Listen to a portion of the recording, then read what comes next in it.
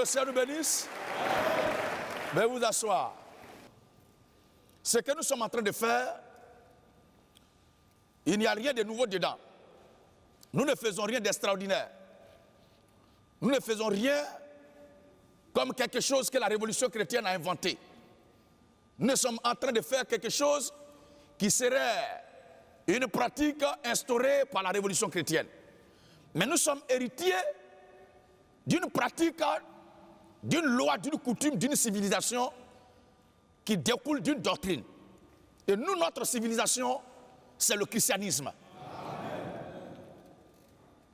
Notre tradition, c'est la Bible.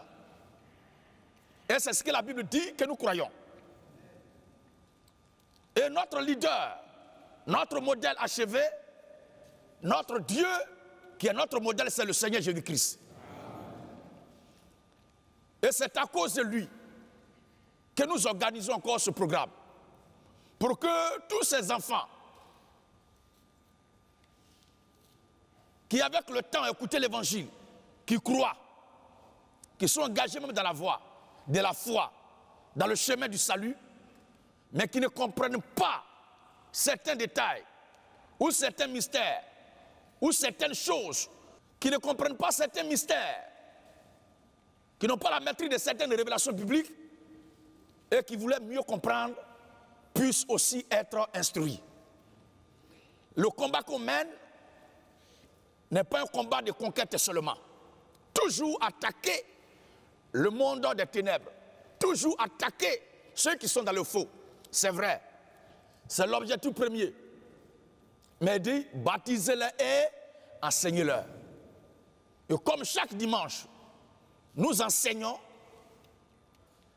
et vous suivez très bien les enseignements, il faut aussi mettre une pause dans la semaine, ou bien trouver une brèche, une lucarne dans la semaine, ou dans le mois, un jour, où ce qui vous a été enseigné, et vous ne comprenez pas certaines choses dedans, vous puissiez chercher aussi à comprendre, en posant des questions. Donc, ce que nous sommes en train de faire, il n'y a rien de nouveau dedans. Et nous sommes ici dans le cadre de communier dans le Seigneur. C'est vrai que vous croyez déjà au Seigneur. Et vous avez accepté l'évangile. Vous êtes d'accord avec la vérité de Dieu qui a été prêchée depuis le commencement. Et Dieu vous a fait grâce, comme moi aussi, dont j'utiliserai nous. Dieu nous a fait grâce d'être du nombre de ceux à qui il a donné la vie éternelle. Vous m'avez cru. Et vous avez reconnu que ce que je prêche, c'est ce que le Seigneur a recommandé pour le salut de nos âmes. Et vous êtes là depuis des années. Je ne prendrai pas mon temps toujours et permanemment à m'occuper uniquement que des problèmes du dehors. Si à l'interne, il y a des éléments de ce que je prêche que vous ne comprenez pas, il est notoire qu'on s'asseye et que vous posez des questions sur ce que je vous dis, sur ce que je vous prêche, et que vous ne comprenez pas bien. Cela n'est pas l'incrédulité. Ce n'est pas ça l'esprit de dispute. Ça n'a rien à voir avec l'esprit de contestation, ni de rébellion. Il n'y a rien à être complexé là. Le Seigneur lui-même en son temps a fait pareil. Et ce que nous sommes en train de faire ce matin est un acte héréditaire. Nous avons hérité ce comportement, cette pratique, cette coutume-là de nos pères, les apôtres qui, eux aussi, en leur temps, les ont hérités du Seigneur Jésus-Christ. C'est vrai qu'il y a certains anciens qui sont là et que ce qu'on va dire, ce qu'on va enseigner par rapport aux questions de ces nouveaux venus, de ces nouvelles âmes, de ces nouveaux convertis, il est vrai que ces anciens trouvent que ces questions-là sont les questions qui n'ont pas le droit d'être. Parce que eux, ce sont les doyens de la foi. Ce sont les anciens de la foi. Ce sont les anciens de la voie du salut. Et ils n'ont pas besoin actuellement là de ces questions qui pour eux seraient très légères. Mais la vie chrétienne est comme un champ, une rizière, une classe d'école. C'est une école d'initiation. Tous en même temps ne comprennent pas rapidement le même jour. Même si vous qui êtes là ici ce matin, vous êtes tous venus à la conversion le même jour. Deux enfants qui naissent d'un même ventre le même jour, qui sont des jumeaux. Ils ne comprennent pas les choses de la même façon le même jour. Parlant des rizières, ce n'est pas tout qui mûrit le même jour, alors que tout a été semé le même jour. Et c'est avec le temps, ce qui mûrit là on coupe et on attend que les autres mûrissent et on coupe pour envoyer au grenier. C'est comme la vie de l'homme. Vous êtes tous là. Les enfants que vous avez sont à l'école, avec leurs camarades, dans la classe. Après le cours, l'enseignement, le maître peut improviser une interrogation. Il y a certains qui vont avoir 20, il y a d'autres qui vont avoir 0, certains vont avoir 2. Mais la même leçon de laquelle est découlée l'interrogation, et puis les notes ont varié comme ça, il se peut que si on donne 2 ou 3 semaines et qu'on revient pour donner l'interrogation aux élèves, il y a beaucoup qui vont s'en sortir. Ça veut dire simplement que tous ne comprennent pas les choses rapidement le même jour. Si ces choses vous paraissent aussi bizarres, pour celui qui n'a jamais été à l'école, au moins sur ta tête, il y a cheveux.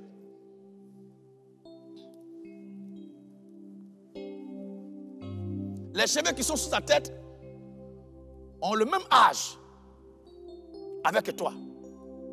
Parce que tu nais avec tout dans ton corps. Il n'a jamais vu quelqu'un qui est né et puis ses cheveux sont restés dans le ventre de sa mère là-bas. Tout naît avec toi.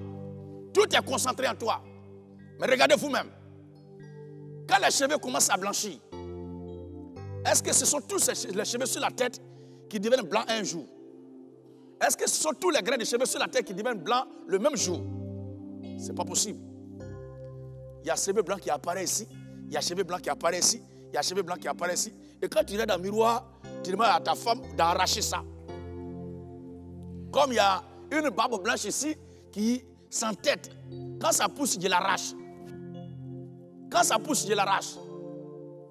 Mais la nature aura raison de moi.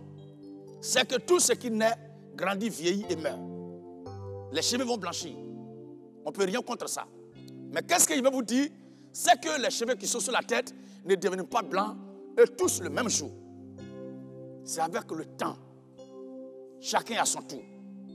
Donc si les questions soulevées ce matin, qui sont sur la note ici, et même qui seront aussi dans la salle, sont des questions qui paraissent légères aux yeux et au cœur des anciens, j'aimerais vous dire d'être indulgent. Parce que il y a des nouveaux venus. Un enfant qui est né aujourd'hui a besoin qu'on lui apprenne à porter chaussures. Tandis que toi, tu n'as plus besoin de ça. Ainsi que l'Écriture dit, les bébés ont besoin de lait et les hommes frères ont besoin de la nourriture solide. C'est Dieu seul qui sait ce qui est bon et qui apporte cela au temps convenable. Et nous allons ouvrir notre échange fraternel par un passage biblique. Le livre de Matthieu.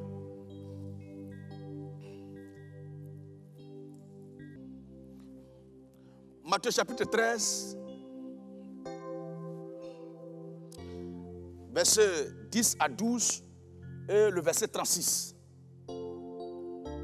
On va commencer notre échange fraternel par ce passage de l'Écriture pour montrer la légitimité de ce que nous sommes en train de faire. Matthieu chapitre 13. Verset 10 à 12. Oui. Les disciples s'approchèrent. Les disciples, pas les païens, pas les gens du dehors, mais les disciples. Les disciples s'approchèrent et lui disent, pourquoi leur parles-tu en parabole? pourquoi tu parles en parabole aux gens du dehors? Jésus leur répondit, Jésus leur répondit, parce qu'il vous a été donné parce qu'il vous a été donné de connaître les mystères de connaître les mystères, du royaume des cieux, de connaître les mystères du royaume des cieux, du royaume des cieux. et que cela Et que cela ne leur a pas été donné ne leur a pas été donné. Donc, avant toute chose, j'aimerais rassurer tous les frères et sœurs. Il se peut que ce que nous allons vous dire ce matin, certainement, quant à vous, en tant qu'enfants de Dieu, vous croirez ces choses. Mais il y aura certains qui vont contester cela dehors. Donc ne pensez pas que les gens vont accepter ce que nous sommes en train de faire là. Ne croyez pas que les gens seront d'accord avec ce que nous allons avoir ce matin comme échange fraternel. Il y a certains qui trouveront problème dedans. Il y a d'autres qui ne seront pas d'accord. C'est normal. C'est logique. Parce que ceux à qui il n'a pas été donné de comprendre les mystères du royaume des cieux, ils ne seront pas d'accord. Parce que pour être d'accord, il faut d'abord comprendre. C'est quand on comprend qu'on cherche à être d'accord. Mais la capacité de comprendre leur a été arrachée. Ou du moins, ce ne leur a pas été donné. Donc, il est notoire qu'ils ne soient pas d'accord, ils ne soient pas d'accord avec nous.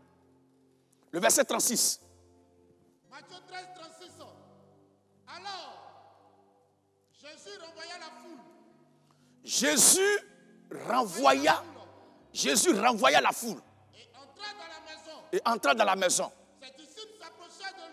Ses disciples s'approchèrent de lui.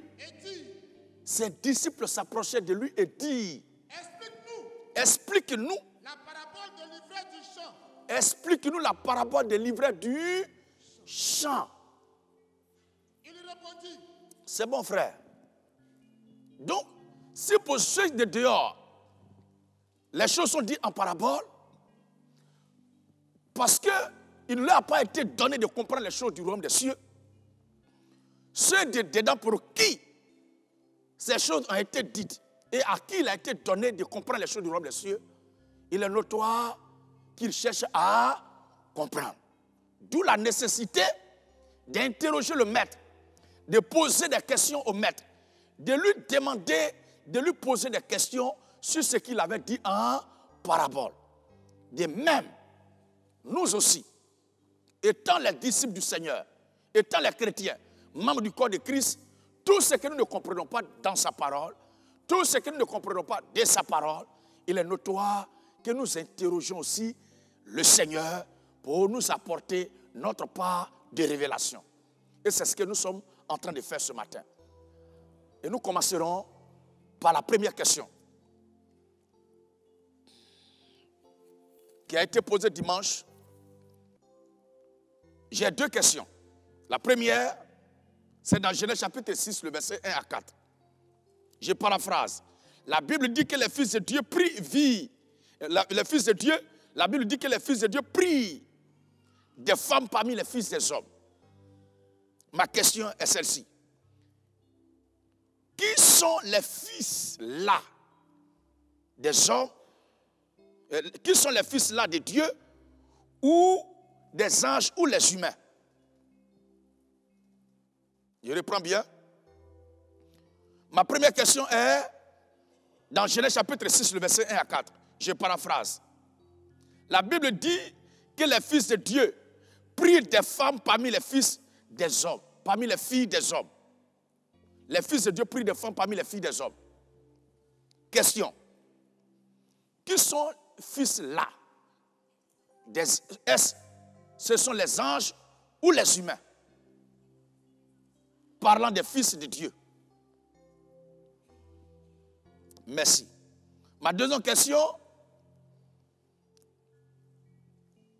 est de savoir si l'enlèvement de l'Église se fera au même temps, au même moment que l'avènement du Seigneur Jésus-Christ.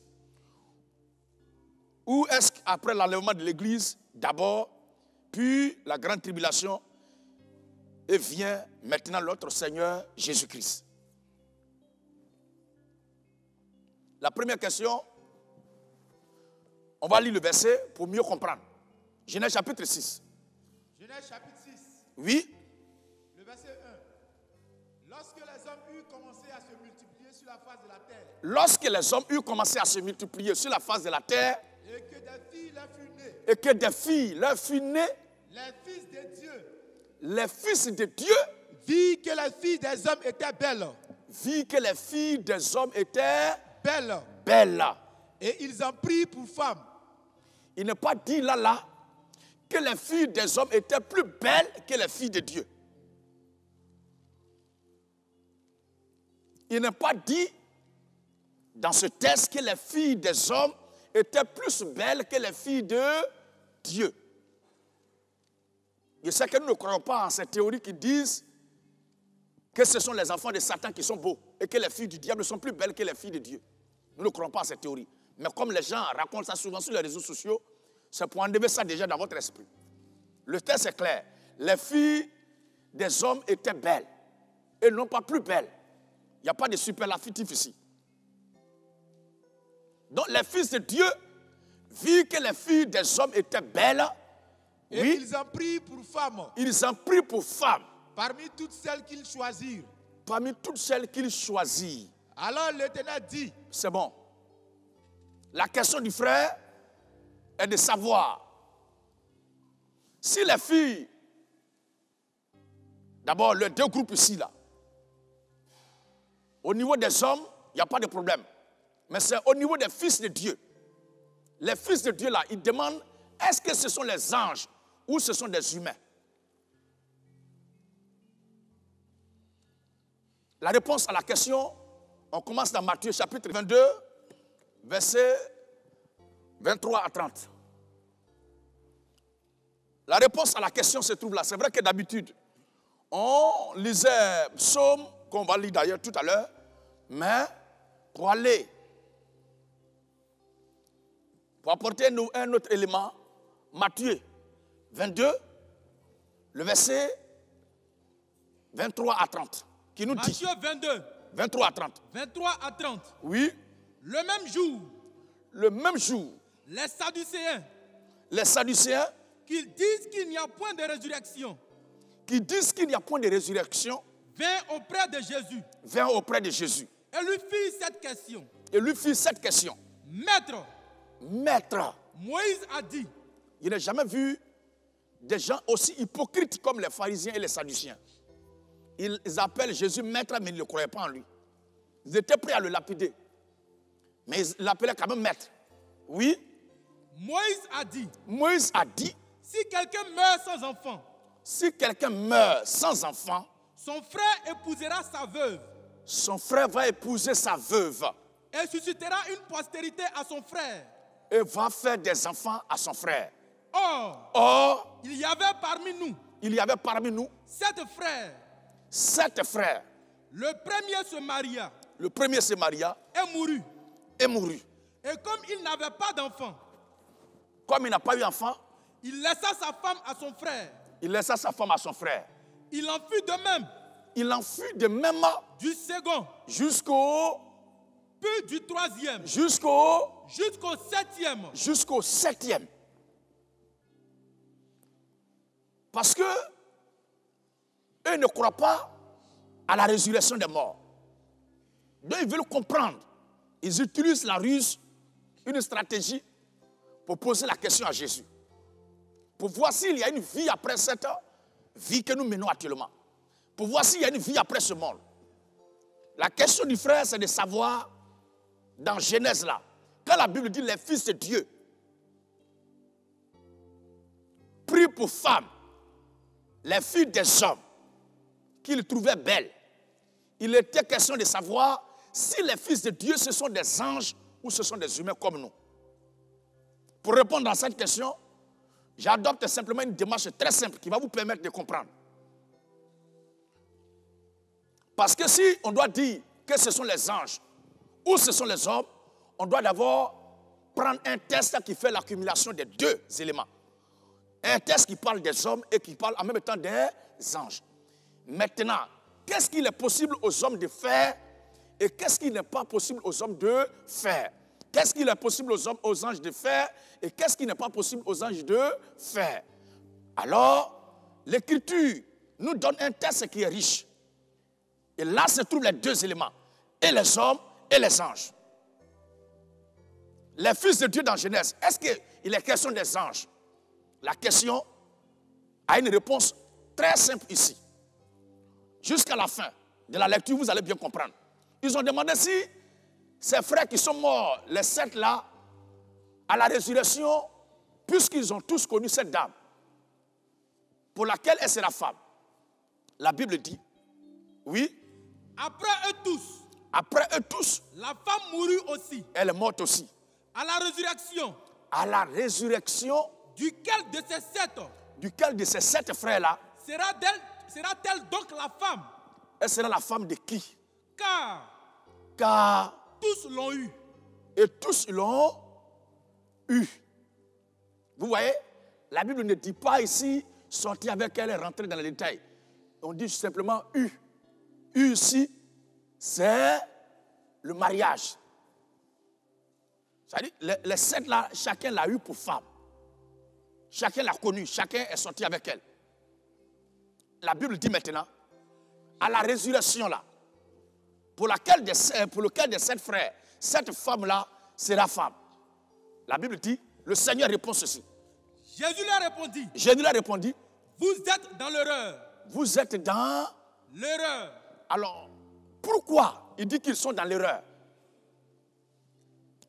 En même temps aussi, tous ceux qui sont adeptes, membres des religions, des sectes, des confréries, des loges, on leur dit qu'ils vont se marier ou bien vont prendre femme après ce monde, nous les chrétiens, nous disons qu'ils sont dans l'erreur.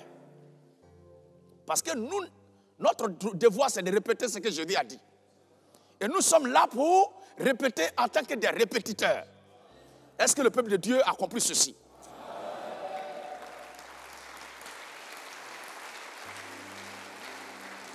Alors, tous ceux qui pensent dans leur esprit qu'ils vont se marier après ce monde, qu'ils vont avoir des femmes après ce monde, à l'introduction, avant de discuter avec eux, bien-aimés de Dieu, d'ici et d'ailleurs, commencez par cette parole merveilleuse et formelle du Seigneur, Jésus-Christ notre Dieu. Vous êtes dans l'erreur. Oui. Parce que vous ne comprenez ni les Écritures. Vous ne comprenez ni les Écritures. Ni la puissance de Dieu. Ni la puissance de Dieu. Car à la résurrection, les hommes ne prendront point de femmes. Les hommes ne prendront point de femmes. Pourquoi ils ne prendront pas de femmes? Pourquoi les hommes ne vont pas prendre de femmes? La Bible dit que les hommes ne prendront pas de femmes parce qu'ils seront dans une condition. Ils seront dans un état. Ils seront dans une condition. Ils auront un corps. Ils auront une vie. Ils ne seront pas comme nous sommes là. Parce que nous croyons, nous qui sommes parvenus à la fin des temps, que nous ne mourrons pas et que nous serons vivants et le Seigneur viendra pour nous faire partie au ciel par l'enlèvement. Mais à nos frères et sœurs qui sont déjà morts, à la résurrection, les hommes ne prendront point de femmes. Les hommes ne prendront point de femmes. Ni les femmes. Alors vous qui êtes vivants, comprenez ceci dès maintenant. Pour ne pas que quelqu'un vous blague. Pendant que vous êtes en vie, il est dit que à la résurrection, les hommes ne prendront point de femmes. Et aussi, ni les femmes. Les femmes aussi, vous les sœurs. Et à toutes ces femmes qui sont dans ces loges, dans ces religions, à travers le monde entier, si les gens vous blaguent et que vous suivez, c'est votre affaire. Si vous êtes en couple avec vos maris, respectez-les, aimez-les, vivez votre vie de couple dans la paix. Mais vous allez être orgueilleux ici, ou orgueilleuse, croire que vous allez vous rattraper après ce monde parce qu'il aura marié là-bas. Le plaisir de la vie, c'est ici-bas. Là-bas, là, ça ne sera pas question d'affaires de mariage. Donc, tu es avec ton mari actuellement, fais tout pour vous mettre à l'aise, pour vous faire plaisir. Il ne faut pas croire que tu vas te rattraper dans un autre monde. Parce qu'il y a certains frustrés qui ne veulent pas se marier. Et ils croient qu'ils vont se rattraper de l'autre côté. Il n'y a pas de rattrapage là-bas. Amen, amen. Alors, les femmes aussi ne prendront point de mari. Ni les femmes de mari. Ni les femmes de mari. Mais il y a certains à cause d'avarisme, ils voient femmes comme leur ami garçon. Et il y a d'autres qui sont victimes plusieurs fois de déceptions amoureuses. Et ils ne veulent plus se marier, ils veulent rester comme ça. Mais frère, tu t'arranges comment? Parce que, à part le mariage, les autres pratiques là sont interdites par Dieu. Quand tu as les désirs, comment est-ce que tu te mets à l'aise? Tu préfères être victime de la frustration qui va te conduire en enfer ou accepter et affronter la réalité, te marier légalement, selon la parole de Dieu, avec une femme, avec une sœur, en respectant la loi de Dieu pour t'ouvrir les portes du ciel. Il ne dit pas que c'est le mariage qui envoie au ciel. Mais en lieu et place de mariage, si tu remplaces ça par, tu fais autre chose, tu vas aller en enfer. Est-ce qu'on me comprend bien? Il ne dit pas que c'est le mariage qui ouvre la porte du royaume des cieux. Mais je dis en lieu et place du mariage, si tu fais autre chose, c'est péché. Et c'est le péché qui conduit en enfer. Et la Bible dit le salaire du péché, c'est la mort. Non seulement et ton corps pêche, mais ton âme pêche. Toi, tu vas aller en enfer. L'Écriture dit, mais ils seront comme les anges de Dieu. Ils seront comme les anges de Dieu. Dieu. À toi, mon bien-aimé frère, qui a demandé, si dans Genèse chapitre 6, les fils de Dieu dont il était question étaient des anges, voici un texte qui répond directement à ta préoccupation. Les anges de Dieu sont le modèle de la résurrection. C'est-à-dire, quand la Bible dit que l'homme ne prendra pas de femme et que les femmes ne prendront pas de garçons, c'est pour dire qu'ils seront dans un corps angélique. Et le corps des anges est un corps asexué, est un corps qui n'a pas de sexe, donc il ne peut pas se marier. Il n'y a pas de mariage parmi les anges. Donc dans Genèse 6 là, les fils de Dieu, il n'a jamais été question des anges. Parce que Dieu ne peut pas se contredire. Dieu ne peut pas dire que les anges sont le modèle. C'est que nous serons, ceux à qui nous serons semblables. À quoi nous allons ressembler après à la résurrection? Qui ne se marient pas. Et nous, qui serons comme des anges, on va se marier. Est-ce que vous comprenez bien? Alors si nous sommes comme des anges à la résurrection, c'est que les anges eux-mêmes ne se marient pas. C'est parce que les anges ne se marient pas qu'à la résurrection, nous serons comme eux en ce qui concerne ne pas avoir de femme et ne pas avoir de mari. Est-ce que vous avez compris? Ok. Donc, enlevez dans votre esprit que le livre de Genèse chapitre 6 parle des anges. Il n'est pas question des anges. C'est vrai que souvent quand on veut rentrer dans certaines acrobaties bibliques, dans les prédications, dans les mystères, nous disons que les serviteurs de Dieu sont des anges et que chacun de vous est un ange.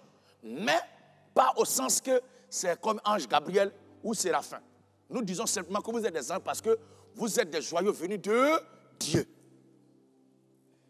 Quand un parent aime son enfant, il dit « Ah, mais c'est mon ange qui est là ». Ça ne veut pas dire que c'est un ange qui est là. Au sens propre du mot.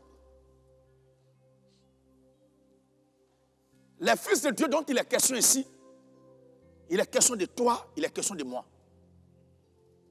Il est question de ceux qui appartiennent à Dieu.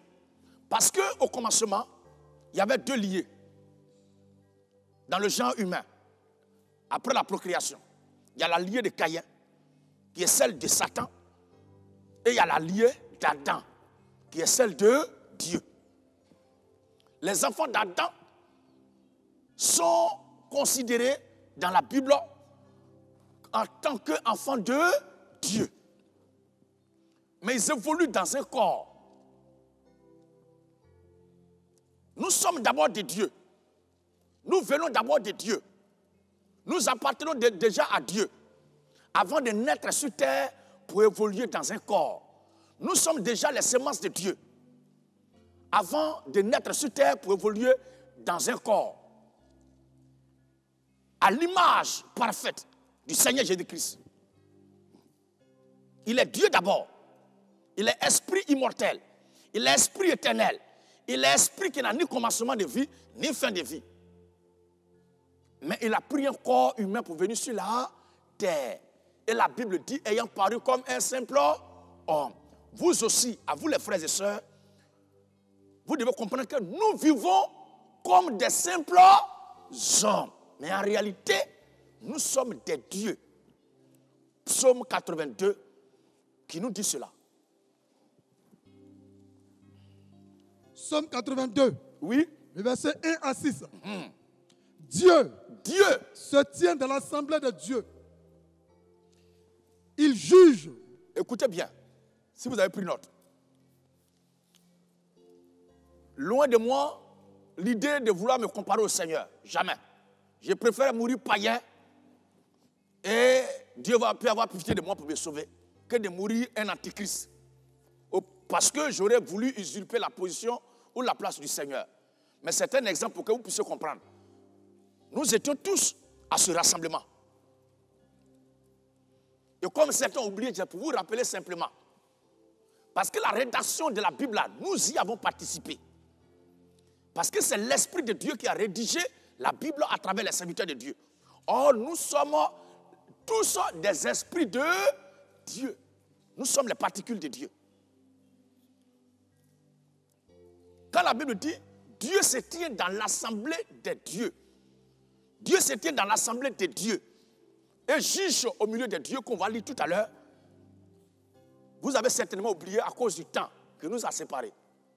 Mais c'était une réunion comme ça. Dieu est assis comme ça. Et nous sommes assis comme ça. Comme vous êtes assis ce matin.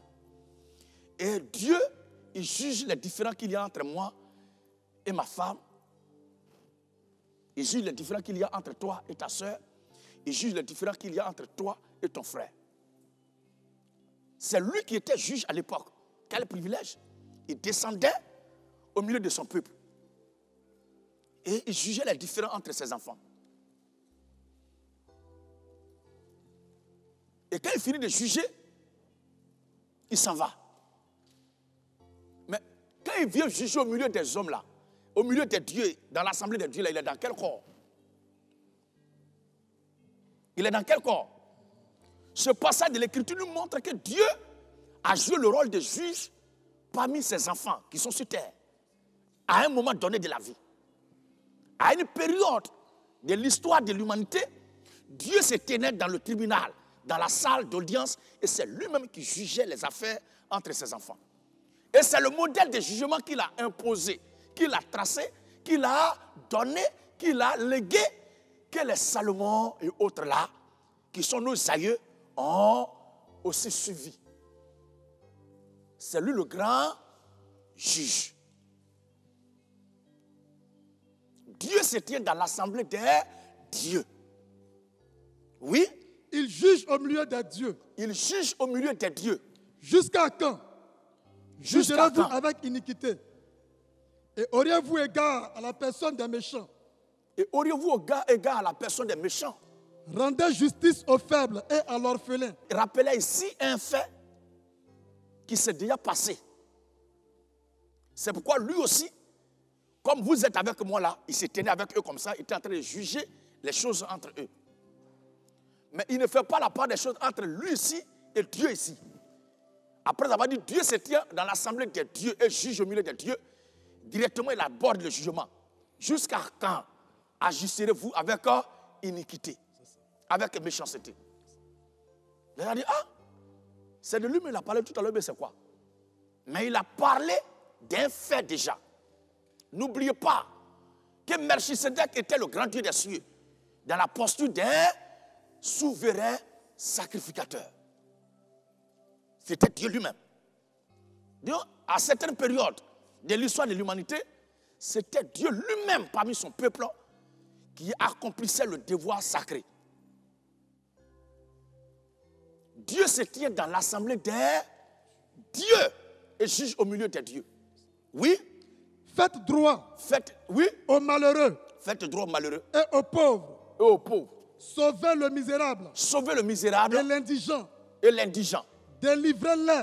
Délivrez-les. De la main des méchants. De la main des méchants. Ils n'ont ni savoir. Ils n'ont ni savoir. Ni intelligence. Ni intelligence. Ils marchent dans les ténèbres. Ils marchent dans les ténèbres. tous les fondements de la terre sont ébranlés. Tous les fondements de la terre sont ébranlés. J'avais dit. Voici le jugement de Dieu qui a été prononcé.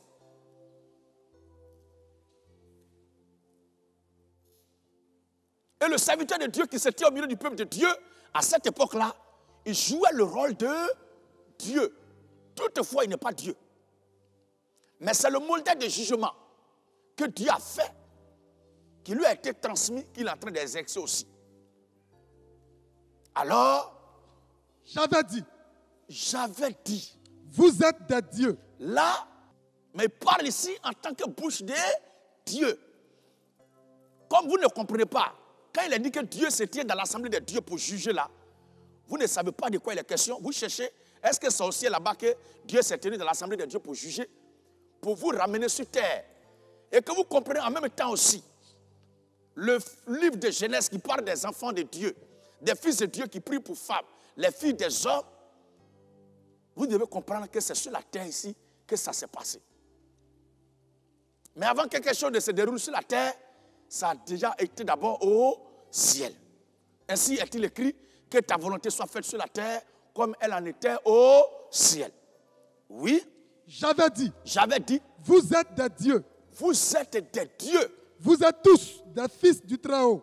Vous êtes tous les fils du Très-Haut. Cependant, vous mourrez comme des hommes. Vous mourrez comme des hommes. Alors nous évoluons dans un corps semblable à celui des hommes. C'est pourquoi nos parents dans la foi sont morts. Et nous qui sommes là, si le Seigneur ne vient pas vite, d'ici 200 ans, nous allons tous mourir.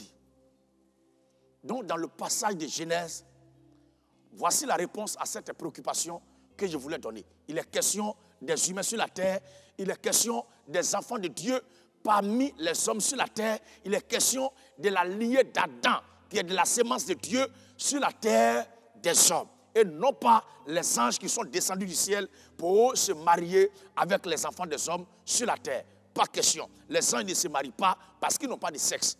Nous aussi, à la résurrection, nous n'aurons pas de sexe. Le mariage, c'est sur terre ici.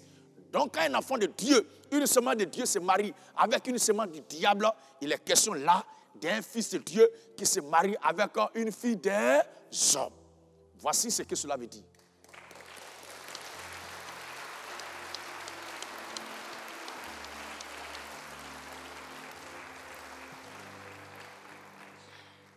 La première question du frère, et la deuxième question plutôt. Avant de continuer, une compréhension sur la première question. Quelqu'un n'a pas compris quelque chose?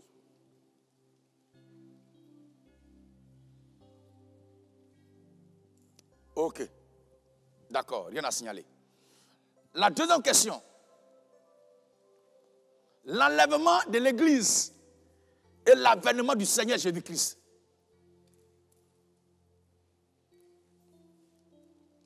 Parlant de l'avènement, il y a deux compréhensions selon la Bible. Mais littéralement, l'avènement, c'est l'accession au pouvoir, le commencement d'un règne, le commencement c'est-à-dire une intronisation en quelque chose. Mais dans la Bible, il y a l'avènement du Seigneur dans différentes étapes pour jouer tel rôle. Mais comme le frère a parlé de l'enlèvement et de l'avènement ici, selon l'esprit de ce qu'il est, il a écrit la Gémétie, selon l'esprit, il est question de l'instauration, c'est-à-dire du retour du Seigneur Jésus-Christ pour l'instauration de son royaume, son intronisation.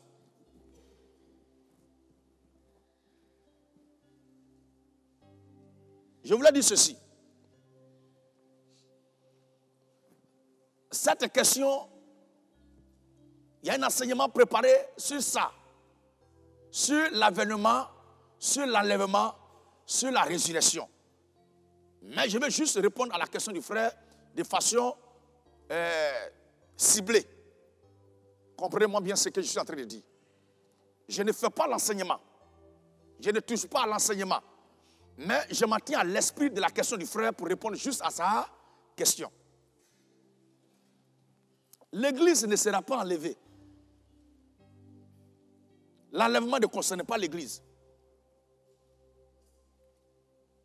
Mais dans l'église, il y a un corps constitué qui est appelé l'épouse.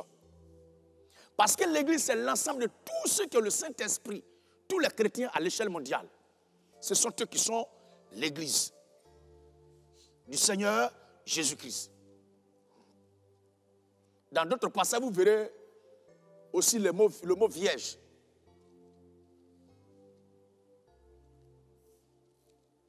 Ce n'est pas l'église qui va être enlevée, mais c'est l'épouse qui va aller à l'enlèvement.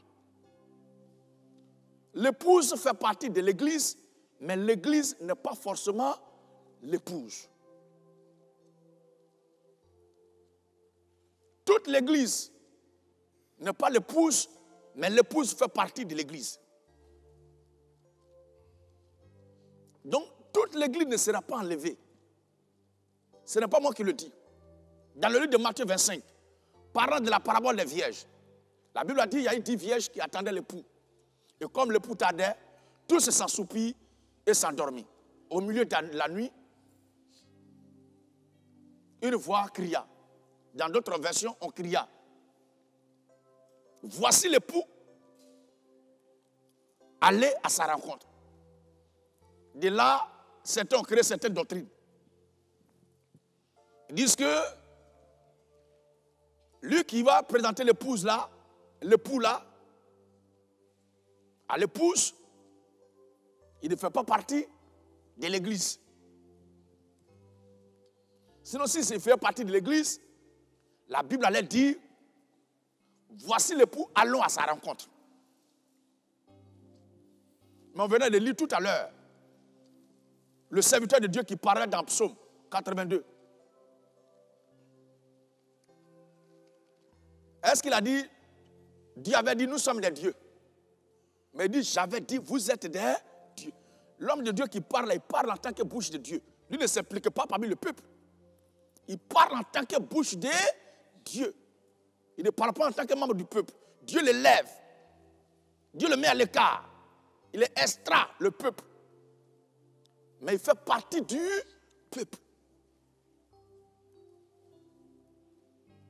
Quand Jean-Baptiste devait présenter le Seigneur Jésus-Christ en tant que celui qui vient pour ôter le péché du monde, qu'est-ce qu'il a dit?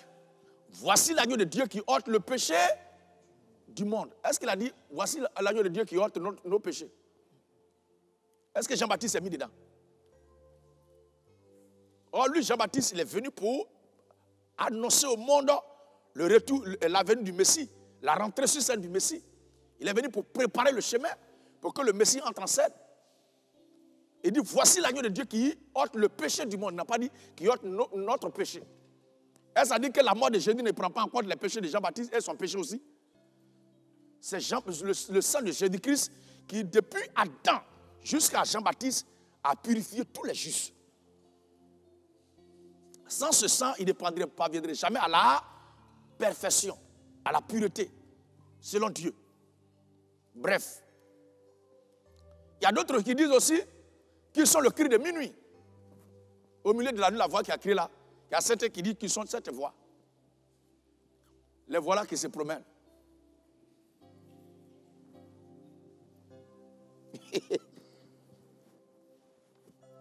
Et il y a un qui est sorti. Puisque ceux qui disent son voix de minuit sont tellement beaucoup, il y a certains qui disent son cri de minuit sont tellement beaucoup, et il y a un qui est sorti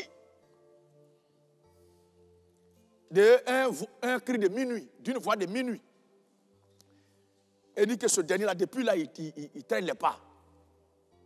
Alors que c'est lui qui est l'époux que le gars-là devait présenter depuis là.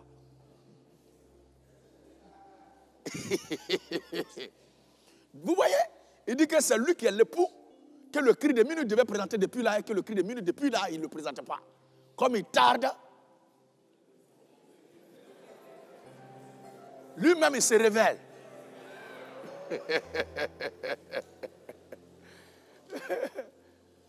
La religion, c'est la comédie. Et ceux-là croient plus que vous, hein, qui sont sauvés. Hein. Ils vont discuter avec vous pour vous démontrer leur point de vue. Que ça là, si vous ne connaissez pas ça, vous ne serez pas sauvés.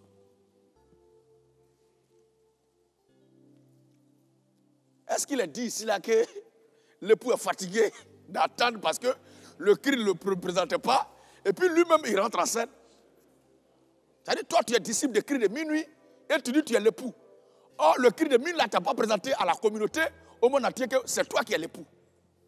Et tu te laves de toi-même, tu dis que c'est toi qui es l'époux. C'est l'esprit antichrist. Parce que dès le départ, les deux, et lui et son cri de minuit sont dans le faux. Donc il est notoire qu'il se marche sur les pieds dans la confusion comme ça. Mais vous, les enfants de Dieu, ne luttez jamais pour vous approprier une promesse de l'Écriture. Et je m'adresse en particulier aux serviteurs de Dieu. Une promesse que Dieu a faite là, il n'y a pas lieu de lutter sur ça. La Bible dit, la Vierge enfantera un fils. La Vierge sera enceinte. Il n'y a pas une femme qui va se battre pour lutter. Qu'on le veut ou pas, la Vierge enfantera. Le jour Vierge va enfanter, est-ce que ça on va discuter de ça? Elle n'a pas dit, c'est moi qui suis la Vierge qui devait enfanter. C'est moi qui suis la Vierge qui devait enfanter. Non. On verra que c'est ça qui est là. La Bible dit, Abraham, ta postérité sera étrangère dans un pays qui n'est pas son pays. Est-ce qu'on a besoin de lutter pour ça? Est-ce qu'ils n'ont pas été étrangers? Est-ce que les Juifs n'ont pas été étrangers? Ce sont des promesses. Et aussi des prophéties. On ne lutte pas. Le retour du Seigneur, là, ce n'est pas un problème de combat. Ce n'est pas quand toi, tu vas beaucoup gêner, prier. Ou toi, tu vas vivre une vie de sanctification que le Seigneur va venir vite. Parce qu'il y a certains qui ont dit ça. Un cri de minuit. Il dit on le fatigue. Lui prêche l'union, l'unité du corps de Christ. Et puis depuis là, certains traînent encore dans la publicité, dans l'alcool, dans la cigarette.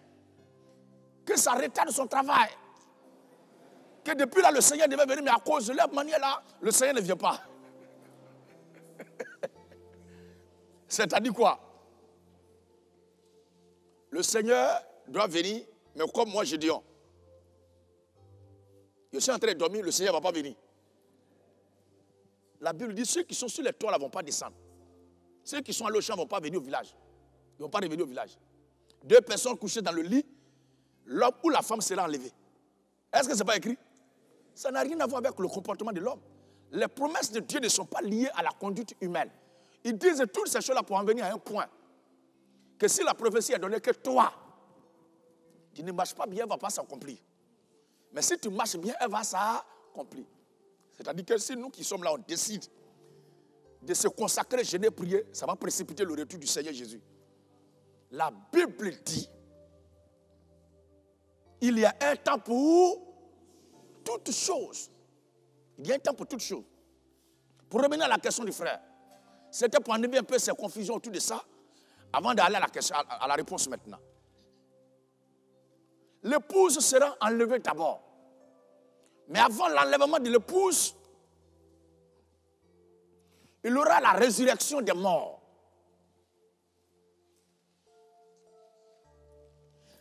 Mais avant l'enlèvement de l'épouse, il y aura la manifestation du corps des saints, de l'épouse. C'est-à-dire quoi?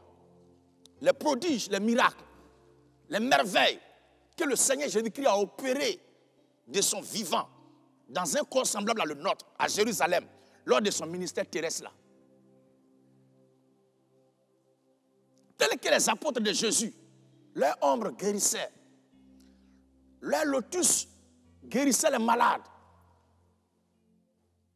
Nous serons érigés au paroxysme en matière de la démonstration de cette puissance de Dieu. Nous n'aurons pas besoin d'emprunter voiture pour voyager, ni de monter d'avion. C'est quoi je dis que les Kamites, les prêtres, les gardiens des dieux africains sont des clowns. sont des plaisantins. Parce que le vrai pouvoir en posséder là, c'est de faire la démonstration aux yeux de tout le monde entier. Et non pas faire du mal la nuit aux autres. Nous, à notre temps, quand viendra notre période de la manifestation du corps de l'épouse parole, lorsque notre nature réelle, véritable, chrétienne, divine, va se révéler au monde entier, on n'aura pas à emprunter le moyen des hommes. Tu es là où tu veux être et puis tu es là-bas directement. Il n'y a pas un malade dont la maladie va tenir devant toi. Et ce que je dis là, il n'est pas une affaire de Gédéon seulement, hein, mais c'est l'ensemble de tout le corps de l'épouse parole. À cette période-là, les frères et les sœurs, vous allez régler vos comptes avec ceux qui vous ont fait du mal. Les frères aussi, chacun va régler ses comptes. Moi, personnellement, j'ai mon sujet que j'ai en tête.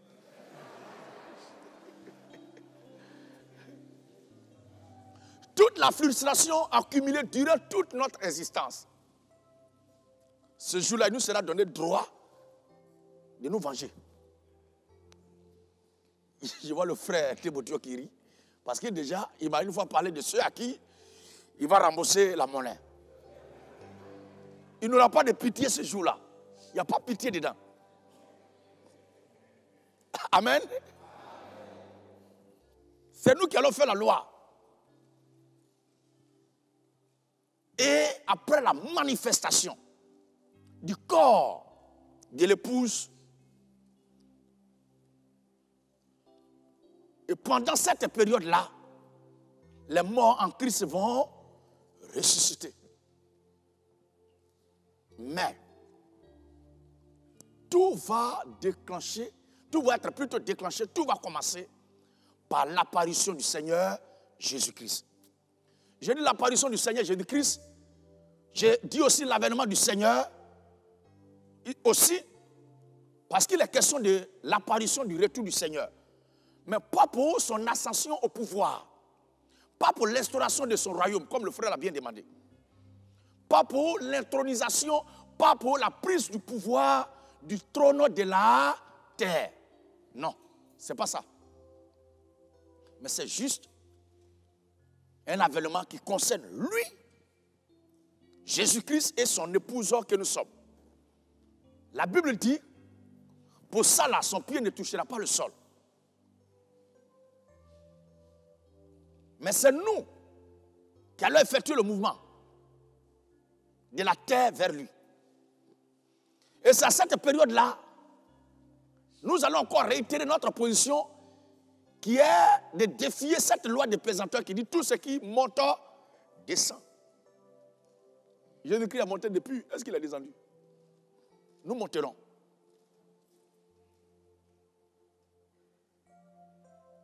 Et 1 Corinthiens chapitre 15, que nous allons lire. À partir du verset 50, non?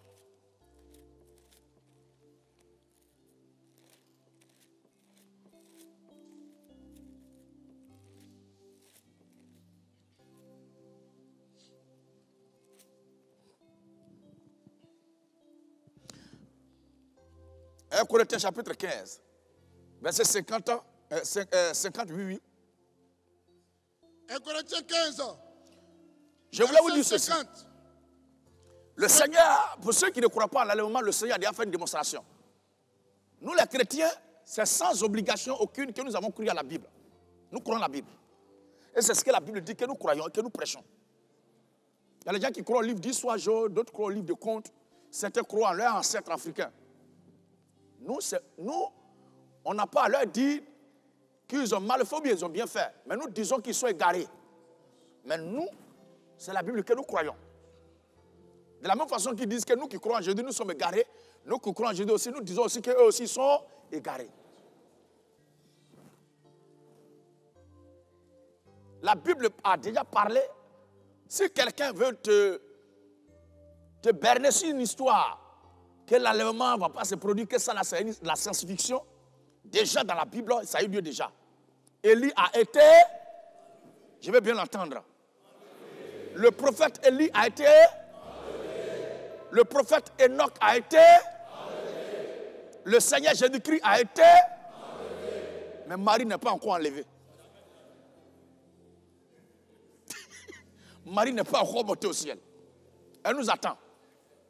Notre soeur repose. Elle s'est endormie.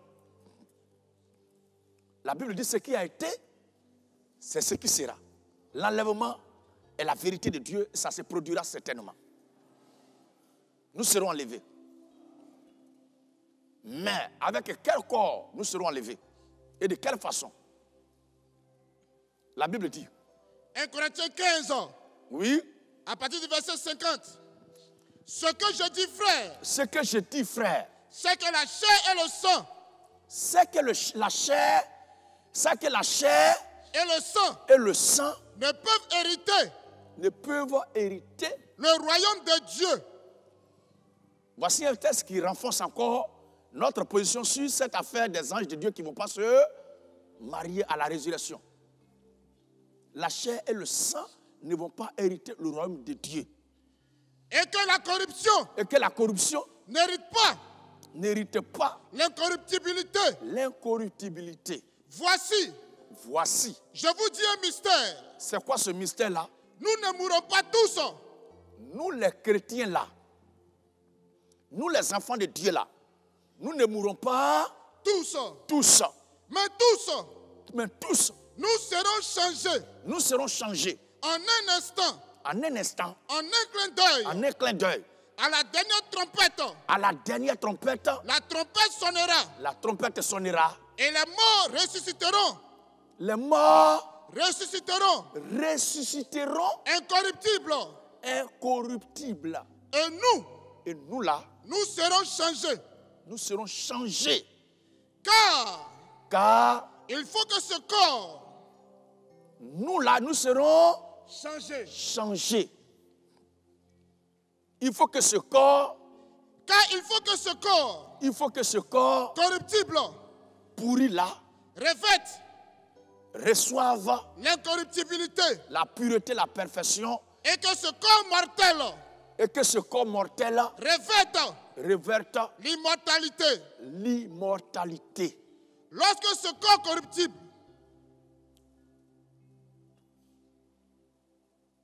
Lorsque ce corps corruptible là aura revêtu l'incorruptibilité, oui, et que ce corps mortel aura revêtu l'immortalité, alors s'accomplira la parole qui est écrite, la mort a été engloutie. La mort a été engloutie dans la victoire. C'est bon, frère. Donc,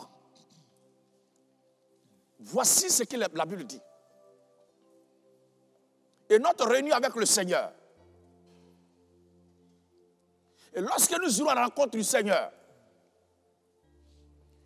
pour mettre la différence entre l'avènement du Seigneur, pour son accession au pouvoir, pour son intronisation, pour sa prise de pouvoir et ce que nous sommes en train de dire, je veux qu'on lise le passage lui-même. À un signal donné. La Bible a dit qu'à un signal donné, j'ai pris le livre de Corinthiens là pour vous montrer que la résurrection aura lieu d'abord. Tous nos frères et sœurs en Christ qui sont endormis vont ressusciter d'abord d'entre les morts. Et c'est après leur résurrection que nous tous, qui sommes vivants, étant dans un corps incorruptible, révertant l'immortalité, c'est-à-dire qu'on a réverti Dieu, on entre dans notre dimension de sémence d'enfants de Dieu, de la race divine. Parce que ce corps-là est lourd.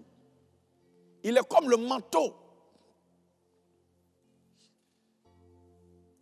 d'Élie avec lequel il ne pouvait pas monter. Il est comme le manteau, l'armure de Saül qu'il a donné à David, qui l'empêchait de lutter contre Goliath. Donc pour décoller dans la vie, dans certaines situations, il y a certains fardeaux, il y a certains manteaux, il y a certains comportements dont il faut s'en débarrasser. C'est vrai, tu décolles, mais c'est lent, c'est lourd. Il y a quelque chose. C'est pourquoi il faut s'asseoir souvent pour faire un autodiagnostic. Et réaliser qu'il y a certaines tuniques, il y a certains comportements, il y a certaines réalités, il y a certaines amitiés, il y a certaines unions, il y a certaines relations, il y a certaines compagnies, il y a certains compagnons qui constituent pour moi un fardeau, un poids dont je dois m'en débarrasser. Il le faut souvent. Parce que Dieu lui-même, avant de nous faire monter, il nous met dans un corps, nous débarrassant de ce corps, rempli de convoitises, de toute espèce de péché. Alors, 1 Thessaloniciens chapitre 4. Les morts maintenant, ressuscités, ensemble, on va monter. Mais l'Écriture dit, donc je fais la différence entre l'avènement du Seigneur pour son accession au pouvoir, pour son intronisation, pour le début de son règne, pour le commencement de sa gouvernance de la terre, pour l'instauration de son système, de son royaume, de son gouvernement sur la terre des hommes. Et cet avènement-là, je mets la différence parce que dans ça, ce que nous disons là, la Bible dit. 1 Thessaloniciens chapitre 4. 1 Thessaloniciens 4. 15 à 17. 1 Thessaloniciens chapitre 4, verset 15 à 17. Regardez ce que la Bible dit. Écoutons bien. Voici en effet ce que nous vous déclarons d'après la parole du Seigneur. Ce que nous vous déclarons d'après la parole du Seigneur. Oui. Nous les vivants. Nous les vivants. Restez pour l'avènement du Seigneur. Je vous ai dit tout à l'heure que je ne prêchais pas sur l'avènement du Seigneur, sur les différents types d'avènement du Seigneur. Je ne prêchais pas sur l'enlèvement lui-même. Je ne prêchais pas sur la résurrection. Parlant tout à l'heure de la translation de notre corps, ça c'est une prédication dense. Le jour où on parlera, il y a certains qui ne vont pas s'asseoir. Parce qu'il est question de notre décollage de bientôt. Pas comme ces faux jeudis là qui disent, préparez-vous, on va décoller bientôt. Et ils n'ont jamais décollé. Alors, nous les vivants, restez pour l'avènement du Seigneur. Restez pour l'avènement du Seigneur. Nous ne dévancerons pas.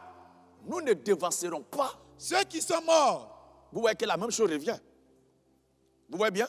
La même chose revient. C'est le même langage des 1 Corinthiens 15 qu'on vient de lire.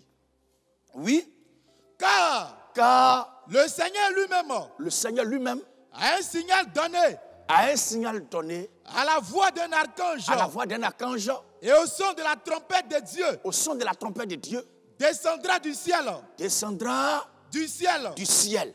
Et les morts en Christ ressusciteront premièrement. Donc c'est la voix de l'ange, de l'archange.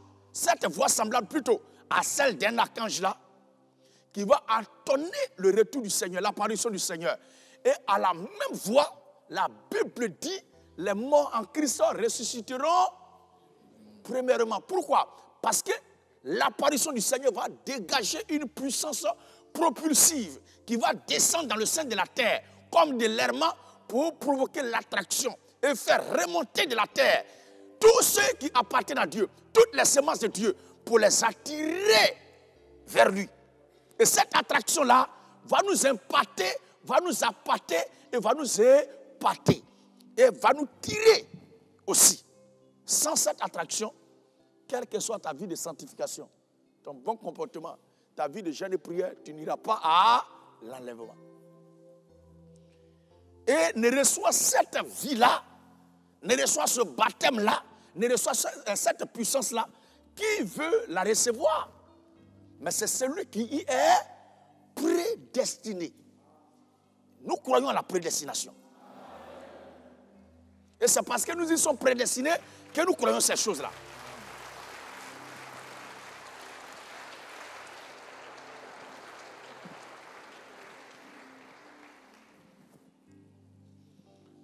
Oui. Ensuite, nous les vivants, qui seront restés, nous serons tous ensemble enlevés avec eux. Nous serons tous ensemble. Donc Marie, notre sœur, la mère de Jésus qui est dans la Bible, nous attend pour être ressuscité et être enlevé. Le mari qui monte le 15 août, là, ça ne nous concerne pas. Nous, les chrétiens, ça ne nous concerne pas. Parce qu'il n'y a pas un passage de l'Écriture où il est mentionné que Marie est montée au ciel. Pour ceux qui disent, où c'est écrit aussi que Marie est morte. Mais c'est écrit que Jean-Baptiste, comment il s'appelle, Matthieu est mort. C'est écrit que Pierre est mort dans la Bible. On n'a pas besoin de répéter ce qui est déjà ordinaire. La mort, là, tous ceux qui vivent meurent déjà. Mais c'est ceux qui montent au ciel, là. C'est ça qui fait l'exception. Et ce sont les exceptions qu'on retient ici. Où c'est écrit que Marie a été enlevée. Marie est morte. Elle nous attend. Elle nous attend pour aller, pour monter. Alors, nous serons tous ensemble enlevés avec eux. Nous serons tous ensemble enlevés avec eux sur des nuées. Regardez maintenant cette partie-là. C'est pourquoi il parlait de l'avènement du Seigneur pour l'instauration de son royaume et cet avènement-là. Ici, regardez ce que la Bible dit. Nous serons tous enlevés à la rencontre du Seigneur sur des nuées. Sur des nuées. À la rencontre du Seigneur. À la rencontre du Seigneur. Dans les airs. Dans les airs. Dans les airs. Donc, il ne va pas toucher le sol. Pour ce retour-là. Le Seigneur ne va pas fouler le sol. C'est pourquoi nous voyons comme des comédiens. Et nous ne prenons même pas au sérieux ceux qui disent qu'ils sont le Seigneur Jésus de retour et qui se promènent avec nous sur terre ici. C'est pourquoi nous ne croyons pas qu'ils soient l'époux dont a parlé la Bible. Et ils sont époux et puis ils sont encore sur terre là. Il y a certains qui se marient, d'autres dorment, ils mangent foutu, ils luttent et bussent avec nous. C'est juste la comédie. Mais mon père spirituel m'avait dit, quel que soit ce qu'un homme fait dans la vie, il y aura forcément des gens qui vont le suivre. Forcément. Tu vas beau démontrer que telle chose n'est pas vraie, il va y avoir toujours un adepte qui va suivre ça. Alors, le Seigneur ne foulerait pas le sol quand il viendra pour ce que nous attendons actuellement. En revanche, lors de l'avènement du Seigneur, si c'est l'instauration de son royaume dont tu parles, c'est après la petite et la grande tribulation, comme tu l'as demandé. Nous ne parlons pas aujourd'hui de la petite et de la grande tribulation. Nous ne parlons pas de la tribulation elle-même. Mais nous parlons en répondant à la question du frère selon l'esprit de sa question. Et ceci selon la Bible. Donc, il y aura d'abord le retour du Seigneur qui va être annoncé par la voix d'un archange ou semblable à celle d'un archange, le cri de minuit. Et ceci va conduire à la manifestation du corps de l'épouse et provoquer la résurrection, conduire à la résurrection de tous ceux qui sont endormis en Christ. Et nous serons ensemble enlevés. Ce chapitre-là se ferme par l'enlèvement du corps de l'épouse. Une fois enlevé, ce chapitre, il prend fin. Par rapport à la question. Derrière ici commencera la petite et la grande tribulation. La petite et la grande tribulation, il y a deux facteurs. Mais je ne vais pas les toucher maintenant. Parce qu'il y a ce qui concerne les vierges folles qui vont rester et il y a ce qui concerne Israël. Parce qu'en Israël, il y aura 144 000 qui vont être marqués du sceau de Dieu. Ce n'est pas de tout ça qu'on parle aujourd'hui. Mais je vous ai bien dit que je réponds juste à l'esprit de la question de notre frère. Est-ce qu'on a bien compris cette partie? Voici ce que je voulais dire sur cette deuxième question.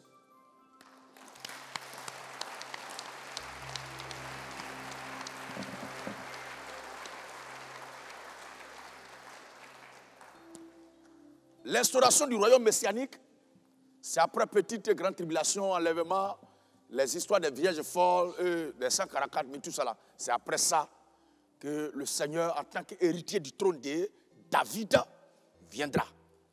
Mais avant ça, dans l'intervalle des petites grandes tribulations, il va révertir son armure de lions de la tribu de Juda. Il y a un rôle à jouer là.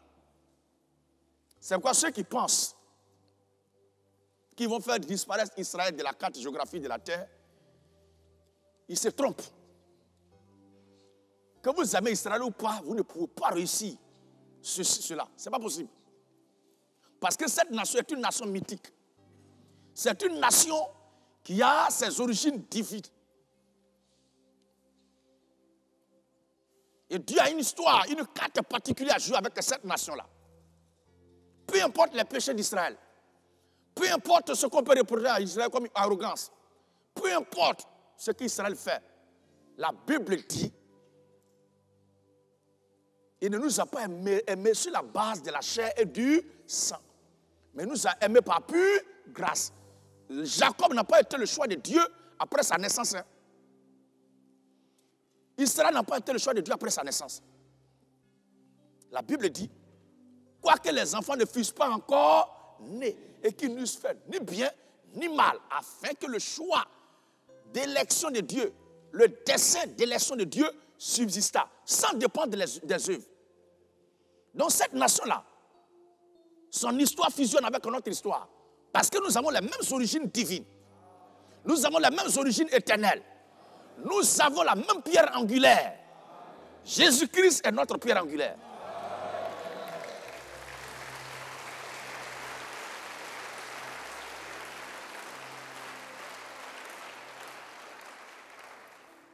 Les gens ont persécuté l'Église. Ils ont persécuté les chrétiens. Mais ils ne réussiront pas à faire disparaître le christianisme de la terre aussi longtemps que le dernier enfant de Dieu, la dernière brebis du Seigneur, n'entre pas dans la bergerie. Ce n'est pas possible. La porte de ce chapitre-là sera fermée parmi les nations après l'entrée dans la bergerie de la dernière brebis du Seigneur. Israël aussi, personne ne réussira à faire disparaître Israël. Quoique les enfants ne fussent pas encore nés. Donc le choix de Dieu n'est pas porté sur nous à cause de ce que nous aurions fait. Le bon comportement, il est bon pour la vie en société. La conduite exemplaire nous est demandée par notre Dieu en tant que chrétiens pour nous-mêmes, notre bien-être dans la société. Mais ce n'est pas ça qui nous confère le salut. Et ce n'est pas ça qui accomplit les promesses de Dieu dans notre vie. Les promesses de Dieu, tout ce que Dieu fait pour nous, c'est par pure grâce.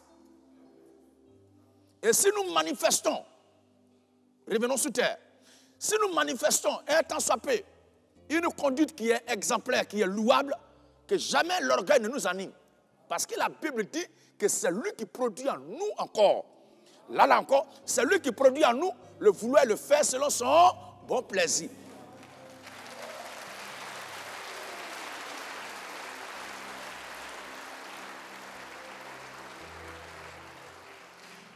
Donc, ce que tu crois faire de bien pour dire, moi, je ne cherche pas femme, je ne bois pas, je ne fais pas palabre, je ne suis pas colérique, hein, je ne suis pas bagarreur. Il dit que c'est lui qui produit ça en toi. Après avoir raconté toute ta vie de misère là, dis à la fin, Seigneur Jésus-Christ, merci de ce que tu m'as fait comme ça. Mais ne confonde pas l'observance, la croyance des fausses doctrines et le comportement des hommes. Nous devons être tolérants quant à ce qui concerne le comportement. Les uns vis-à-vis du monde et les autres vis-à-vis des frères et sœurs, oui. Mais nous devons être intransigeants, intraitables quant à ce qui concerne la doctrine. En matière de foi, nous devons rester fermes. Il n'y a pas affaire de faiblesse là. C'est une affaire de choix de Dieu. Soit Dieu les a choisis ou il ne les a pas choisis. Est-ce qu'on comprend bien? Donc personne ne réussira à faire disparaître Israël. C'est comme ça que Dieu l'a voulu. Même lors même de l'accomplissement de la prophétie de la désolation qui va s'abattre sur la nation sainte. Toutes les nations qui sont autour d'Israël, ayant à leur tête le roi de Gog, le roi du Nord, ayant même à ses côtés l'armée perse, ils ne réussiront pas à faire disparaître Israël. le petit coin là sera leur tombe. Parce que lui, à qui appartient cette nation-là, c'est quand on attrape le roi d'un royaume, c'est quand on mate le chef d'une armée, c'est quand on capture le chef d'un royaume. Alléluia!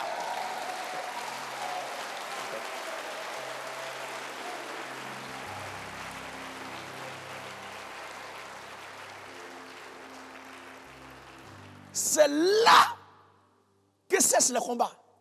Là, on dit, on les a vaincus. Et regardez bien les documentaires, les films, les histoires de guerre. On cherche toujours à prendre le roi. On cherche toujours la tête. On cherche toujours le berger. Ainsi est-il écrit, frappons le berger et le troupeau se dispersera. Mais, il a été capturé une fois. Il a été mis à mort une fois. Il a été cloué une fois. Il a été vaincu entre griffes une fois. Il a été humilié une fois. Il a été traîné dans la boue une fois. Il a été traîné dans la poussière une fois. On lui a craché sur le visage une fois. On l'a mis nu entre le ciel et la terre une fois. Parce qu'il était dans un schéma qui était le plan de la rédemption qu'il devait accomplir. Après ça, là, il n'y a pas quelqu'un sur la terre là. Il n'y a pas une armée, une puissance mondiale qui va réussir à lui faire quoi que ce soit de nouveau. Ce n'est pas possible. Ce petit endroit-là deviendra la tombe de plusieurs géants dans l'ordre militaire dans le monde. Leur course prendra fin là, sur ce petit territoire. Parce que le Massaya viendra. Parce que le lion de la tribu de Juda viendra. Parce que le chef de l'armée d'Israël viendra. Parce que l'héritier du trône de David viendra. Et comme tout roi ne peut pas instaurer son royaume, son règne, sans mettre de l'ordre, la première des choses qu'il va faire, c'est de mettre sous le témoin toute influence et puissance militaire mondiale. D'où la nécessité de les écraser. Et il va s'asseoir maintenant pour régner. Ça ressemble à un film. Ça ressemble à la science-fiction. Mais nous sommes chrétiens, c'est ce que la Bible dit, nous croyons. Et la foi que nous possédons, l'écriture est claire et formelle là-dessus. Or, la foi est une ferme assurance. Des choses qu'on espère. Une démonstration de celles qu'on ne voit pas. Nous croyons ce que nous ne voyons pas. Et nous avons la foi que ça arrivera certainement. Et ce que nous avons cru, il y a certaines choses qui sont arrivées jusque-là. Et le reste, ça arrivera certainement. Y compris l'intronisation du Seigneur Jésus-Christ, la fin du règne de toutes ces puissances mondiales-là, dans ce petit coin. Israël.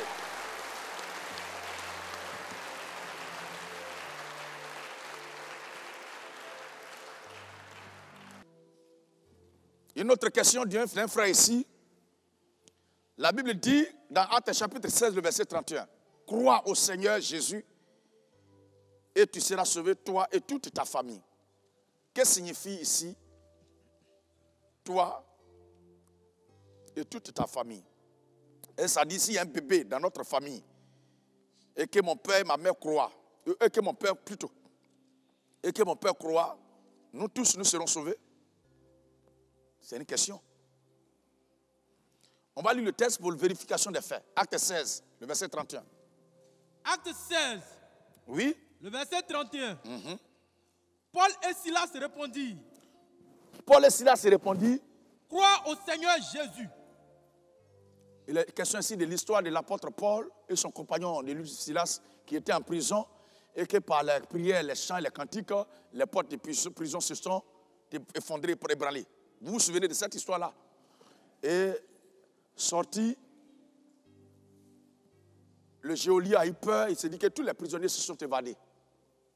Alors l'apôtre Paul, qui se présente à eux, il leur demande qu'est-ce qu'il doit faire. Maintenant, l'homme de Dieu lui répond. Paul et Silas répondirent. Les hommes de Dieu lui répondirent. Crois au Seigneur Jésus. Crois au Seigneur Jésus. Jésus. Et tu seras sauvé. Et tu seras sauvé. Toi et ta famille. Toi et ta famille. Ici, c'est croire avec ta famille.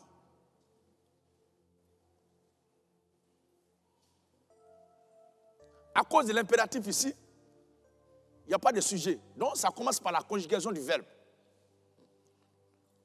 Ce qu'il faut chercher à savoir, quelle est la condition pour être...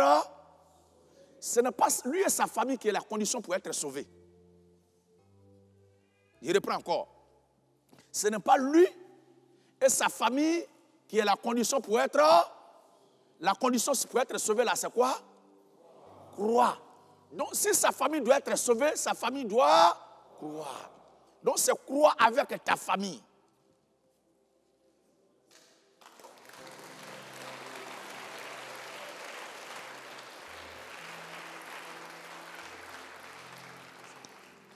Si quelqu'un dans sa famille ne croit pas, la personne ne peut pas se sauver. Donc la condition du salut n'est pas la famille. Mais la condition du salut, c'est de croire. Selon qu'il est écrit dans le livre de Romains chapitre 10, parlant de comment on a la foi, comment on parvient au salut, comment on a le salut. Romains chapitre 10. L'Écriture nous détaille là-bas. Et pour cet élément aussi de réponse, on prend aussi Jean chapitre 3. Jean 3, le verset 35 à 36. Oui. Romains 10, le verset 17. Il est écrit. Ainsi la foi. Ainsi la foi. Vient de ce qu'on entend. Si dans sa famille, il y a des gens qui ont entendu ce que lui, il a entendu là, et qu'ils ont cette foi, il n'y a pas de problème. Oui. Ainsi la foi vient de ce qu'on entend. La foi vient de ce qu'on entend. Et ce qu'on entend. Et ce qu'on entend vient de la parole de Christ. Vient de la parole de Christ. Mais je dis. Mais je dis. N'ont-ils pas entendu autrement? N'ont-ils pas entendu autrement? Car la foi vient de ce qu'on entend. Et ce qu'on entend vient de la parole de Christ. Et le verset 10 du même chapitre. Romains 10, 10. Car c'est un croyant du cœur. C'est un croyant du cœur qu'on parvient à la justice. Qu'on parvient à la justice. Et c'est un confessant de la bouche. En confessant de la bouche qu'on parvient au salut. Qu'on parvient au salut. Est-ce qu'on a bien compris ça? Donc, si moi, mes bébés qui sont dans ma maison ne croient pas, comme moi je crois, ils sont sauvés. En tant qu'un païen qui vient de croire au Seigneur. Ce n'est pas possible. C'est croire avec ta famille.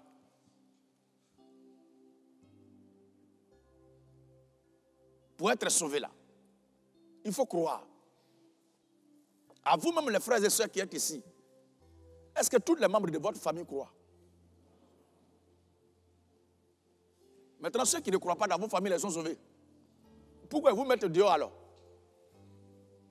Ils vous persécutent pourquoi? Et malgré qu'ils vous persécutent là, vous croyez qu'ils sont sauvés? Ou bien, ces gardiens, ces prêtres des génies, des bas-fonds des montagnes, qui sont dans nos familles là. Parce que nous croyons, on est sauvés sous prétexte qu'il a dit, crois et ta famille, et crois et tu seras sauvé, toi et toute ta famille. C'est pas comme ça se fait. C'est trop facile ça. Ils n'ont pas cru comme moi j'ai cru, ça va les couvrir, ils vont être sauvés. Dans ce cas-là, c'est que tout mon village va être sauvé. Parce que quand un homme reçu en Afrique ici, c'est toute la famille, hein, même tout le village. Selon qu'il est dit, un seul tue l'éléphant, c'est tout le village qui mange. C'est par la foi qu'on est sauvé. Sans la foi, on ne peut pas être sauvé. Est-ce qu'on comprend? Oui. Jean 3. Oui. 35 à 36. Oui. Le Père. Lequel? Le Père aime le Fils. Le Père aime le Fils. Et il l'a remis. Le Père aime le Fils. Et il a remis. Et il a remis. Toutes choses. Toutes choses. Entre ses mains. Entre ses mains. Celui qui croit. Celui qui croit. Au Fils. Au Fils. À la vie éternelle. Donc pour avoir la vie éternelle, il faut croire au Fils. Oui. Ce celui qui ne croit pas au Fils. Ne me demandez pas quelle est la condition des bébés qui meurent. Frère, il n'est pas dit que quand Dieu détruisait l'ancien monde au temps de Noé, il n'y avait pas de bébés. Est-ce que vous comprenez? Quand le feu descendait sur Sodome et Gomorrhe, il n'est pas dit qu'il n'y avait pas de bébés. Nous répondons à ce qui nous a été donné comme ordre de mission. Prêcher, celui qui croira et qui sera baptisé sera sauvé. Si toi tu es un bébé, quand le Seigneur sera là, tu vas lui soumettre ta situation. Ce n'est pas parce qu'on répond aux questions bibliques qu'on va s'arroger le droit de vouloir répondre à tout, y compris même ce qui revient au Seigneur des droits. Les bébés qui meurent, la Bible dit que nous, en tant que chrétiens, ce que nous croyons, la Bible dit, on est semence de Dieu dans le sein maternel. Donc parmi les bébés, il y a les semences de Dieu et les semences du diable. C'est pourquoi on doit laisser tous croître. Et chacun va faire la déclaration formelle de confession de foi.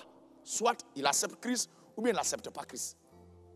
Mais baptiser un bébé, Marc chapitre 16, et c'est là qu'on va clore le chapitre à cette question. Marc 16, 16 à 17.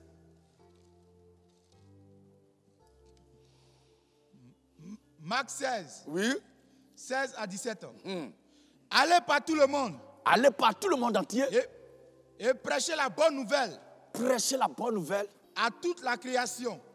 Y compris Géolier et sa famille. Prêchez la bonne nouvelle au Géolier et à toute sa famille. À toute sa famille.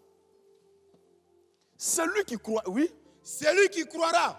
Dans la famille du Géolier, celui qui croira. Et qui sera baptisé. Et qui sera baptisé. Sera sauvé. Sera sauvé. Hein? Mais celui qui ne croira pas. Celui qui ne croira pas. Sera condamné. Voici qui est clair. Donc à vous qui êtes là, qui êtes chez les frères, chez les sœurs, en un mot, vous qui vivez chez les chrétiens, et qui a fait de vous convertir au Seigneur, prendre votre baptême, ne vous dit rien. Sous prétexte que Jésus a dit, croyez toute ta famille, vous mourrez, vous irez en enfer. Et toi, un frère responsable à qui Dieu a fait grâce d'être chez toi, fais en sorte que toute ta maison vienne adorer le Seigneur. Il dit de faire en sorte que toute ta maison vienne adorer le Seigneur. C'est ça la réponse à cette question.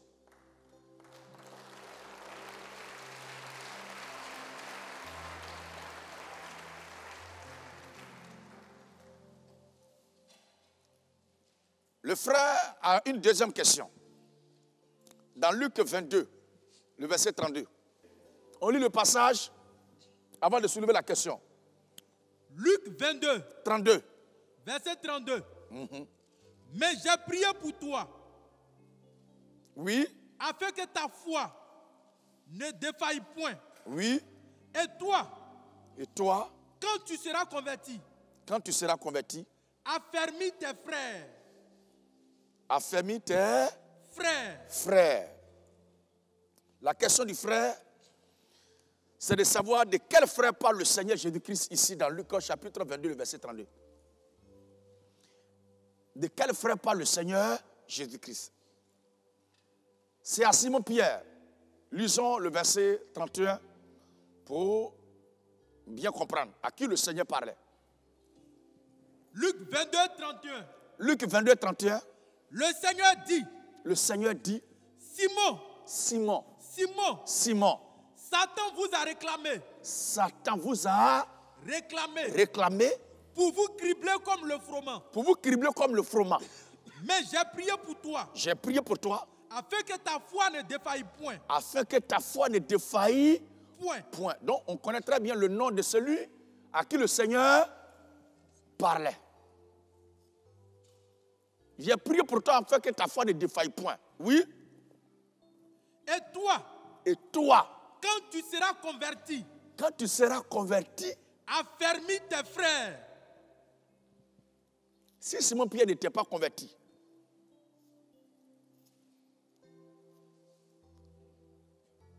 c'est à quel moment dit-on qu'un homme est converti? À quel moment dit-on que quelqu'un est converti? Et pourtant, il suivait le Seigneur Jésus-Christ.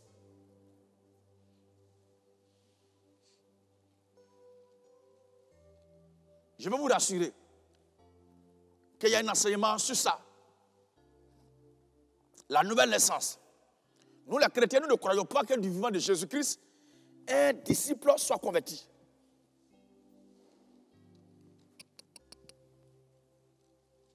Personne n'était converti du vivant du Seigneur Jésus-Christ. Il croyait en lui, certes. Depuis Abraham, plutôt, depuis Adam, jusqu'à la Pentecôte, personne n'était converti. C'était juste des croyants. Parce que la conversion, c'est le passage d'une vie à une autre vie. D'une nature à une autre nature. D'un monde à un autre monde. Ils n'étaient pas encore convertis. Les premiers convertis l'ont été à la Pentecôte. C'est le jour de la Pentecôte à Jérusalem que les premiers convertis ont eu lieu.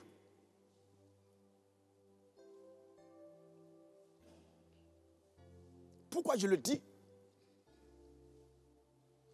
Il n'y a pas de convertis si nous n'avons pas reçu la vie éternelle. Étant mortel,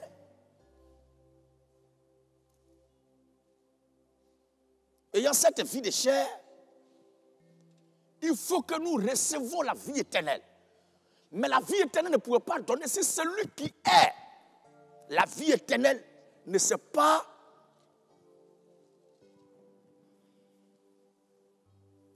reparti en plusieurs. C'est le mot que je cherchais. Si lui qui est la vie éternelle ne s'est pas reparti pour posséder chacun de nous, personne ne pouvait avoir la vie éternelle. Personne ne pouvait être converti. Je ne parle pas dessus aujourd'hui, mais c'est juste une parenthèse. Pour revenir à la question du frère,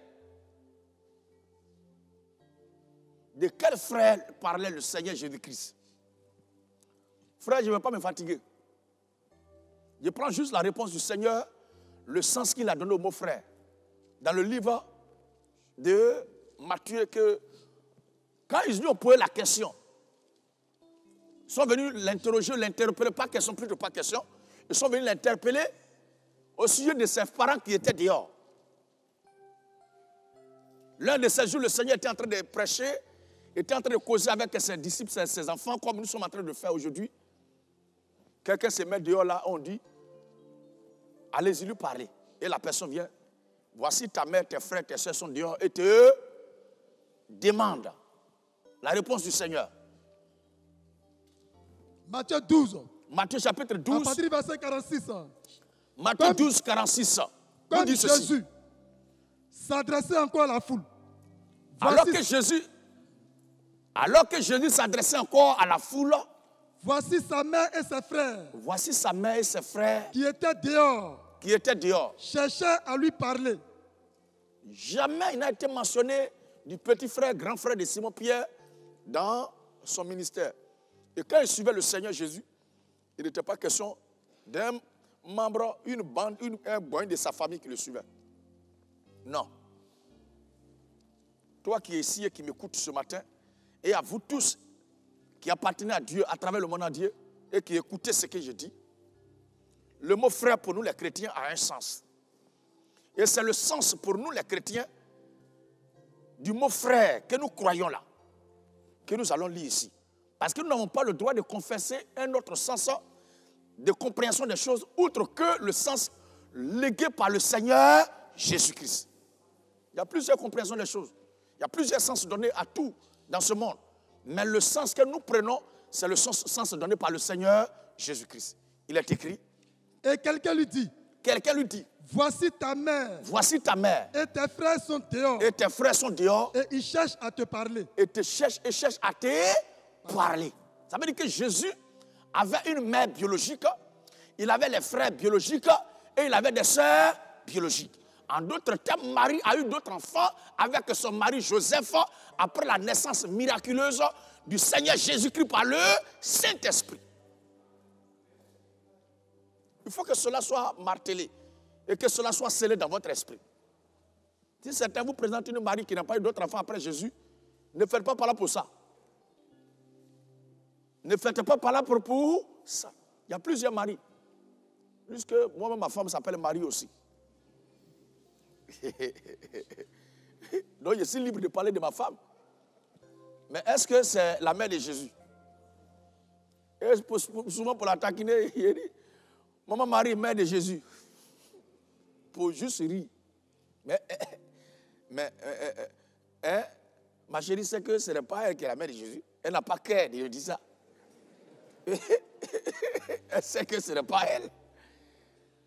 Est-ce que vous comprenez bien, frère? Il y a plusieurs maris. S'il y a certains maris qui n'ont pas eu d'enfants, après la naissance de leur enfant et qu'elles sont restées comme ça c'est d'autres maris là-bas. Et il y a plusieurs Jésus aussi. Et la Bible nous a parlé la vérité, mais ces personnages bibliques qui ont existé, qui sont vrais là, ont été remplacés dans d'autres religions par d'autres personnages à qui on attribue certains pouvoirs, certaines capacités et une certaine divinité. Nous sommes chrétiens, nous n'avons pas le droit d'empêcher qui que ce soit d'exister. Chacun a le droit d'exister. Mais nous confessons ce que nous croyons. Est-ce qu'on me comprend? L'Écriture dit. Mais Jésus répondit. Quand on lui a dit que ta mère, Marie et tes petits frères, tes soeurs, tes frères et tes soeurs sont Dieu et te demandent, le Seigneur répond ceci. Jésus répondit à celui qui le lui disait. Pour comprendre le sens du mot frère dont a parlé le Seigneur Jésus-Christ à notre aîné Simon-Pierre, à notre patriarche Simon-Pierre, à l'ancêtre Simon-Pierre, on va bien écouter le Seigneur. Le Seigneur répondit. Qui est ma mère? Qui est ma mère? Et qui sont mes frères? Qui sont mes frères? Puis étendant la main. Sur ses disciples, il dit, voici ma mère. Voici ma mère. Et mes frères. Alors si dans l'église, il arrive que tu appelles la femme de ton pasteur, maman, tu ne pêches pas sœur. Tu ne pêches pas frère. Parce que ça existe. Tu me diras, mais je dis ses disciples. Moi, je parle ici de l'appellation maman, mère, dans l'église. L'appellation mère spirituelle. Mais quand je parle de mère, ici, là, il est question de physique ici. Jésus montrant ses disciples dit à ceux qui sont venus lui faire la commission, il dit quoi? Voici ma mère. Voici ma mère. Et mes frères. Et mes frères. Car quiconque fait la volonté de mon Père qui est dans les cieux. Donc comprenez maintenant la définition du nous pour nous, les chrétiens. Frères, sœurs, mères, qui doit nous préoccuper, qu'on doit porter dans notre cœur, qu'on doit prendre avec attention, qu'on doit susciter, qu'on doit chérir là. Il est question de celui. Car quiconque fait la volonté de mon Père qui est dans les cieux. Quiconque fait la volonté de mon Père qui est dans les cieux. Celui-là. Celui-là. Est mon frère. Est mon frère. Et ma soeur. Et ma soeur. Et ma mère. Et ma mère. Amen. Donc, frère, sœur, dont a parlé le Seigneur Jésus-Christ, c'est ce que nous considérons. Et c'est dans ça que nous prenons l'élément de réponse concernant l'histoire de Simon-Pierre, les frères de Simon-Pierre qui doit affermir, quand lui sera converti, dont l'Écriture parle ici, il est question de ses frères et de ses sœurs en Christ. L'ensemble de ceux qui font la volonté du Père.